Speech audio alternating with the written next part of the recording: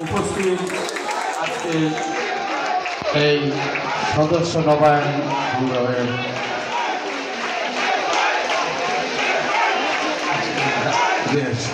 স্নেহবাদন সভাপতি এবং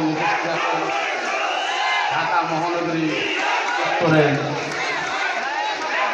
নবগঠিত কমিটির সদস্য সচিব সহ মহানগর উত্তর বিএনপি এবং বাড্ডা থানা ও আমার প্রান্তীয় 6টি ওয়ার্ডের নেতৃবৃন্দ, আসসালামু আলাইকুম। আসলে আমরা এখানে বক্তব্য দেব না, বক্তব্য শুনব। মূলত আমরা দিক নির্দেশনা দেব কীভাবে আগামী দিনে সদস্য সংগ্রহ করা যায়। বর্তমানে চলছে সদস্য নবায়ন, আগামীতে হবে হয়তো সদস্য সংগ্রহ।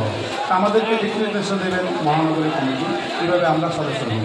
তবে একটি কথা বলতে চাই, আমরা যারা মাঠে দীর্ঘদিন রাজপথের লড়াই সংগ্রামে ছিলাম তাদেরকে মূল্যায়ন করে তারপরেই নতুনদেরকে আপনারা কী করবেন। কারণ হলো হয়তো তোকে অর্থনৈতিকভাবে তারা স্বাবলম্বী হয়ে আছে, কারণ দীর্ঘদিন তারা সরকারি দলের সংস্পর্শ থেকে অর্থনৈতিকভাবে স্বাবলম্বী হয়েছে। কিন্তু আমরা যারা বিরোধী দলের সংগ্রাম করেছি, মাঠে কাজ করেছি, রাজপথে লড়াই করেছি, আমাদের আসলে ব্যবসা বাণিজ্য অর্থনৈতিক অবস্থা ভালো না বিধায়